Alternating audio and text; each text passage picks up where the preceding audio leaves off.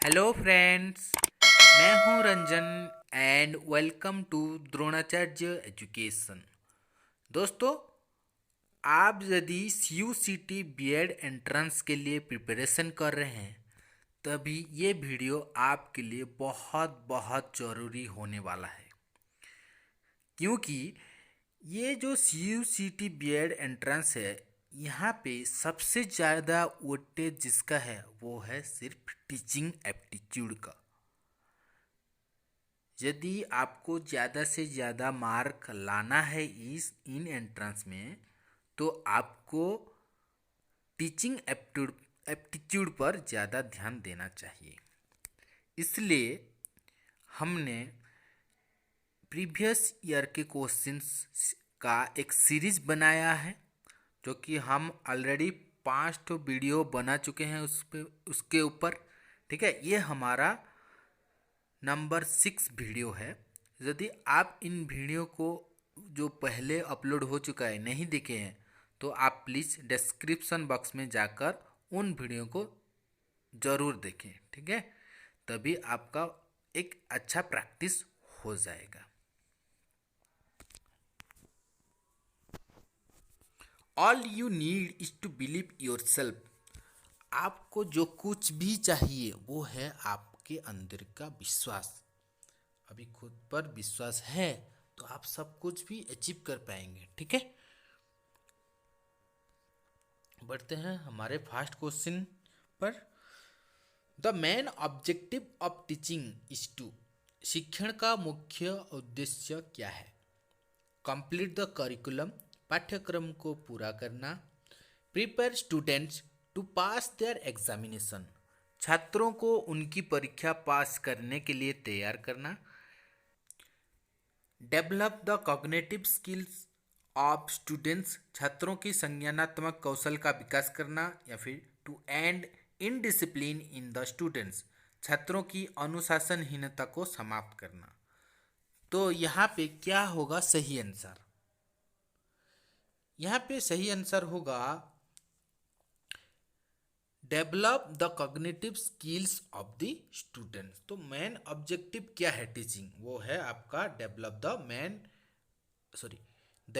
The cognitive skill of the students. बढ़ते हैं हमारे अगले क्वेश्चन की ओर। When characteristic relate to attention span, memory, mental procedures and intellectual skills, they are termed. वो विशेषताएं जो ध्यान अवधि, स्मृति, मानसिक प्रक्रियाओं और बौद्धिक कौशल से संबंधित है, उन्हें क्या कहा जाता है? कॉग्निटिव, एकेडमिक, सोशल, या फिर ऑल ऑफ दी एबोव। तो यहाँ पे सही आंसर हो जाएगा आपका कॉग्निटिव। कॉग्निटिव क्यों होगा?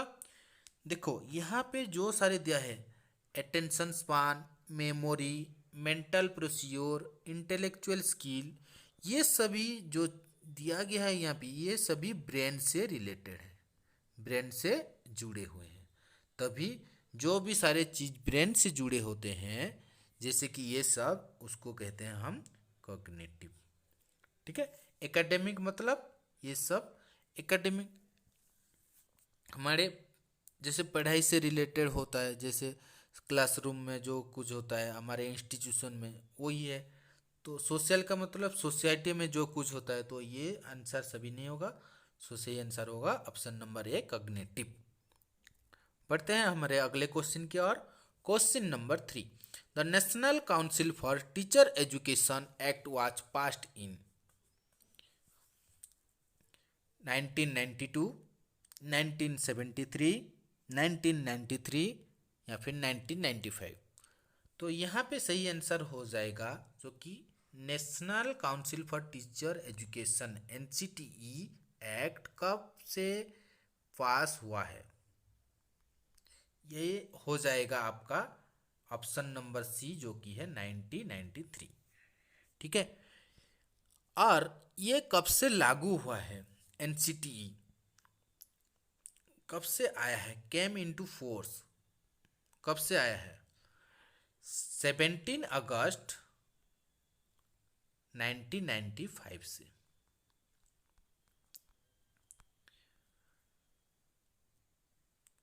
ठीक, तो बढ़ते हैं हमारे अगले क्वेश्चन की ओर। Question number 4, which of the following is a better and holistic method of teaching? Option A lecture method, option B textbook method, option C project method, या फिर टूरिज्म मेथड। तो क्या होगा यहाँ पे सही आंसर? यहाँ पे क्या पूछा है? ए better and holistic method of teaching. तो यहाँ पे आपका सही आंसर हो जाएगा प्रोजेक्ट मेथड, क्योंकि लेक्चर मेथड में सिर्फ वन वे टीचिंग होता है, जैसे कि एक टीचर सिर्फ पढ़ाते रहेंगे, ठीक है, उन वहाँ पे एक स्टूडेंट्स का कोई भी इन्वॉल्वमेंट, एक्टिव पार्टिसिपेशन नहीं होता।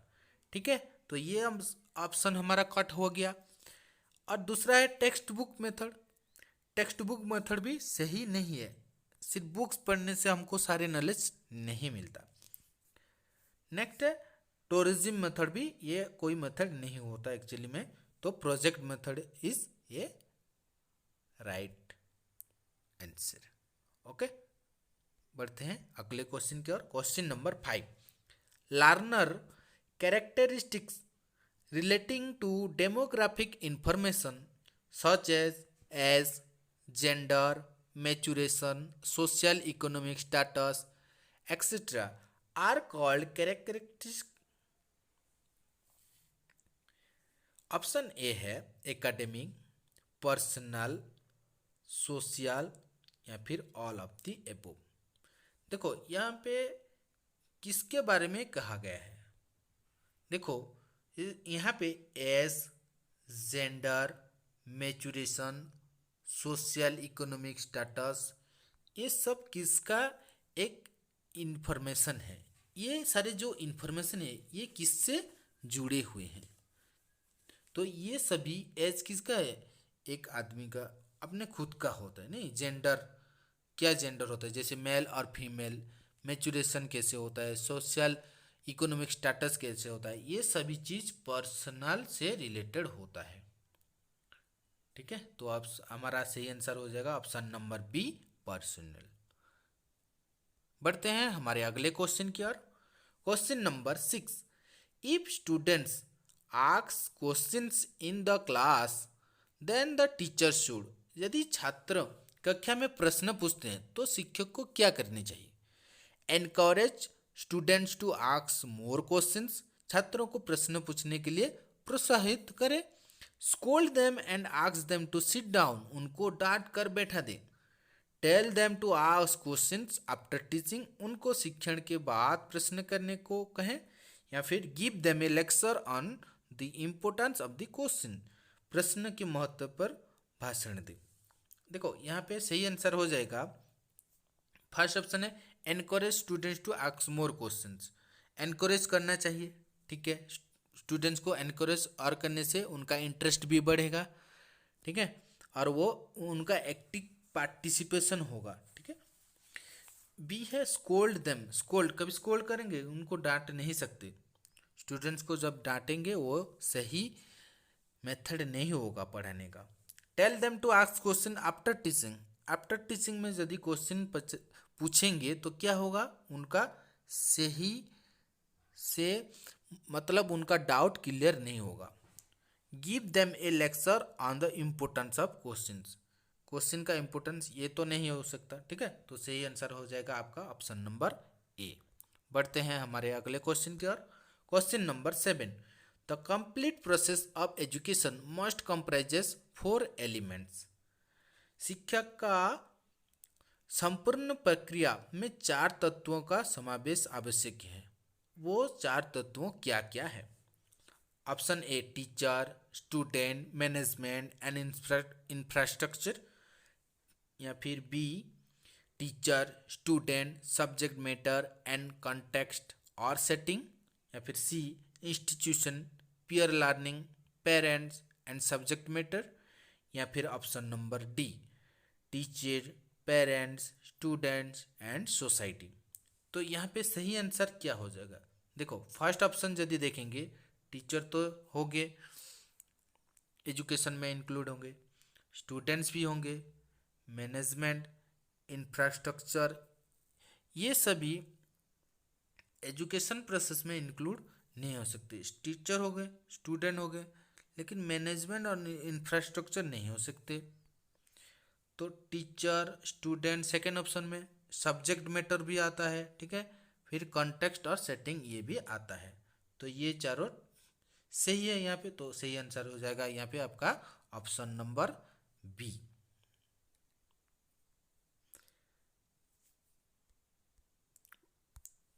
Next is question number 8।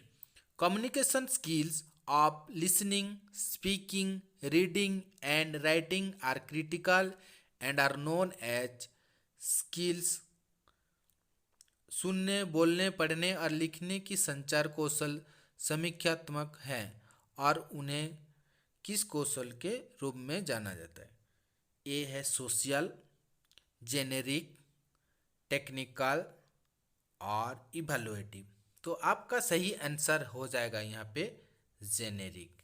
जो भी सारे चीज जैसे कि skill of listening, speaking, reading, writing, ये एक जनरल स्किल्स है सभी के लिए, सभी टीचर और स्टूडेंट्स में होना चाहिए। नहीं होगा तो कम्युनिकेशन अच्छे से नहीं हो पाएगा, ठीक है।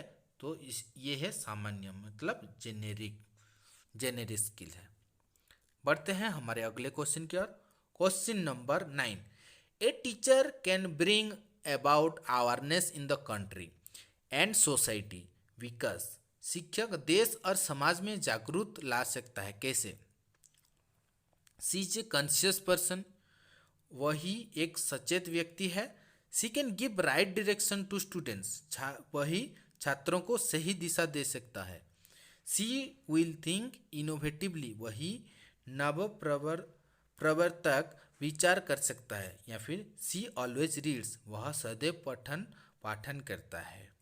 तो आपका यही सही आंसर हो जाएगा ऑप्शन नंबर बी, जो कि पॉजिटिव है और सही आंसर है। वही टीचर क्या कर, कैसे वो अवेयरनेस ला सकती है कंट्री और सोसाइटी का, कैसे? वो सही दिशा स्टूडेंट्स को देकर ही हाँ अवेयरनेस ला सकते हैं, ठीक है। तो सही आंसर हो जाएगा यहाँ पे B. Next is question number 10। Are learner characteristics highly individual? क्या शिक्षार्थियों विशेषताओं बेहद व्यक्तिगत है? ऑप्शन ए नो, नहीं है। ऑप्शन बी कांट से, कहा नहीं जा सकता। ऑप्शन सी यस, हाँ। Option D depends on circumstances. तो क्या होगा यहीं पे सही आंसर? तो आपका सही आंसर यहाँ पे है yes, learner characteristics highly individual. Learners का जो इंडिविजुअलिटी होता है, इसके ऊपर डिपेंड करता है कि एक लर्नर कैसे सीख सकता है और कितना सीख सकता है। एक स्टूडेंट्स कितने लर्न कर सकता है, ये उसके इंडिविजुअल मतलब अपने आप से सिर्फ सीमित है, ठीक है। Development of teaching materials and teaching aids is critical to the success of scientific and educational activities. शिक्षण सामग्री और शिक्षण साधन का विकसित किया जाना वैज्ञानिक और शैक्षणिक गतिविधियों की सफलता के लिए महत्वपूर्ण है। ये जो स्टेटमेंट है ये सही है, ट्रू है या फॉल्स है, या डिपेंड्स ऑन द सब्जेक्ट और कांट से? क्या होगा इसका सही आंसर? तो ये होगा सही स्टेटमेंट। डेवलपमेंट क्या होता है? डेवलपमेंट जो टीचिंग का डेवलपमेंट होता है वो material, teaching material and teaching aids is critical to success scientific and educational. तो यहाँ पे सही आंसर हो जाएगा ऑप्शन नंबर ए, जो कि है true. How can classroom teaching be made effective? By making students solve similar questions after classroom teaching, by giving homework daily, by giving homework sometimes, by taking extra classes. तो यहाँ पे question पूछा गया है, classroom teaching में क्या सबसे महत्वपूर्ण है? By making students solve similar questions. यदि सिमिलर क्वेश्चंस देंगे, शिक्षण के बाद वैसे ही प्रश्न पूछेंगे छात्रों को, जो कि छात्रों के द्वारा बहुत जल्दी से हल हो सके, तो यही होगा आपका सही answer. Next is question number 13। Effective teaching method in the modern day scenario. आधुनिक परिदृश्य में प्रभावी शिक्षण विधियाँ क्या है? Engage gifted students. क्लासरूम में स्टूडेंट्स को जो कि गिफ्टेड हैं उनको एनगेज करेंगे। Engage slow learning children. Slow learning children को एनगेज करेंगे, या फिर engage students with attention deficit tendency. Attention deficit tendency जो होता है स्टूडेंट्स का ADS, तो उनको क्लासरूम में एनगेज करके हमारा टीचिंग मेथड को इफेक्टिव कर सकते हैं। तो क्या होगा यहाँ पे सही आंसर? तो फर्स्ट ऑप्शन भी सही है। यहाँ पे हम गिफ्टेड स्टूडेंट को भी एंगेजमेंट करके पढ़ाएंगे, स्लो लर्नर को भी ठीक से एंगेजमेंट करके पढ़ाएंगे, और अटेंशन डेफिसिट टेंडेंसी जो होता है स्टूडेंट्स का उनको भी ठीक से एंगेज करके क्लासरूम में पढ़ाएंगे। तो आपका सही आंसर हो जाएगा all of the above. Effective teaching के लिए ये सारे जरूरी है, ठीक है। और उसको कहा जाता है इंक्लूसिव एजुकेशन। इंक्लूसिव एजुकेशन कहा जाता है, जिसमें सभी तरह के स्टूडेंट्स एंगेज होके पढ़ते हैं एक ही क्लासरूम में, और वही क्लासरूम में जो टीचर पढ़ाते हैं उनका मेथड बहुत ही इफेक्टिव होता है। बढ़ते हैं हमारे अगले क्वेश्चन की ओर। Question number 14। Who should be given the responsibility of guidance and counselling in the primary stages. Primary stages में मतलब प्राइमरी स्टेजेस का जो होता है स्कूल में, वहाँ पे सबसे ज़्यादा रेस्पॉन्सिबिलिटी किसका होता है गाइडेंस और काउंसलिंग करने में? Option A to school teachers, to principal, to education department, या फिर टू पेरेंट्स।